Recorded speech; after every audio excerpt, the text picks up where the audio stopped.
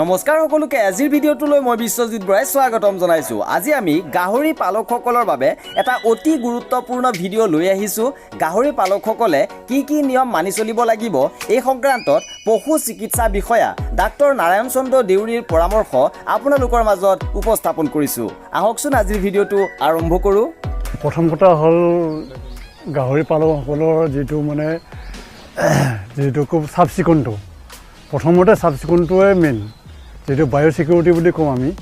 বায়'চিকিউৰিটিটো ধৰক মানুহ বাহিৰৰ মানুহ সোমাব নোৱাৰিব, নালাগে সোমাব, বা নিজেও যদি সোমাই বাহিৰৰ পৰা আহি পেলাই সদায় এইটো ভৰি চৰি ভালকৈ পটাছ পানী বা কিবা এটা ব্লিচিং পাউডাৰ পানীৰ লগত ধুই পেলাই সোমাব লাগে। সেইটো হ'ল মেইন প্ৰথম। তাৰপিছত হ'লে ভেকচিনকেইটা আহিল। ভেকচিন দিয়াৰ ভিতৰত মোটামুটি আমাৰ সোৱাইন ফিভাৰ বুলি এটা বেমাৰ আছে। সেই বেমাৰটোতে বেছিভাগ আমাৰ ইয়াতে হয়। তাৰ দুই ধৰণৰ বেমাৰ আছে সোৱাইন ফিভাৰ। এটা হ'ল ক্লাছিকেল সোৱাইন ফিভাৰ আৰু এটা হ'ল আফ্ৰিকান সোৱাইন ফিভাৰ। এতিয়া আফ্ৰিকান সোৱাইন ফিভাৰটো একো ভেকচিন নাই, গতিকে যিটো আমাৰ ক্লাছিকেল সোৱাইন ফিভাৰ সেইটো ভেকচিন আছে। সেই ভেকচিনটো 2 মাহ বয়সতে দিব লাগে, আৰু তাৰপিছতে পেলু ড্ৰপটো দিব লাগে তাৰ আগে। তাৰপিছত পেলু ড্ৰপ দিয়াৰ পিছতে ভেকচিনটো আকৌ 6 মাহৰ মূৰে কৰি থাকিব লাগে। তাৰপিছত পোৱালিটো জন্ম হোৱাৰ লগে লগে আচলতে যিটো নাড়ী, সেই নাড়ীটো কাটি দিব লাগে। আৰু গাহৰিৰ ক্ষেত্ৰত জন্ম হওঁতে মাকৰ জন্ম হওঁতে সদায় মানুহ অলপ থাকিব লাগে, যাতে পোৱালিটো লেতেৰাবিলাক গুচাই দিব লাগে। তো অন্যান্য গৰুৰ ক্ষেত্ৰতো মাকে চেলেকি চাফা কৰি দিয়ে, কিন্তু গাহৰিৰ ক্ষেত্ৰত সেইটো নকৰে।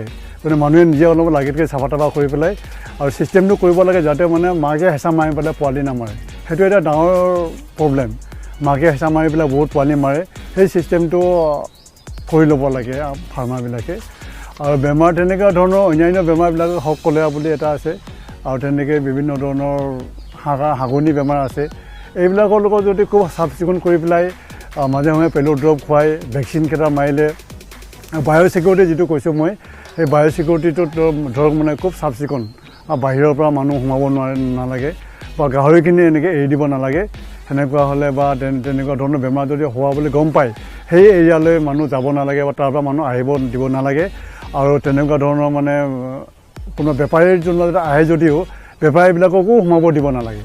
সোমালেও খুব পটাছ পানী ভৰি চৰি দি পেলাই জোতাটো খুব ধুনীয়াকৈ চাফা তাফা কৰিহে আচলতে সোমাব দিব লাগে। এই বায়'চিকিউৰিটি আফ্ৰিকান সোৱাইন ফিভাৰ, এই বায়'চিকিউৰিটিটোৱে মেইন আচলতে।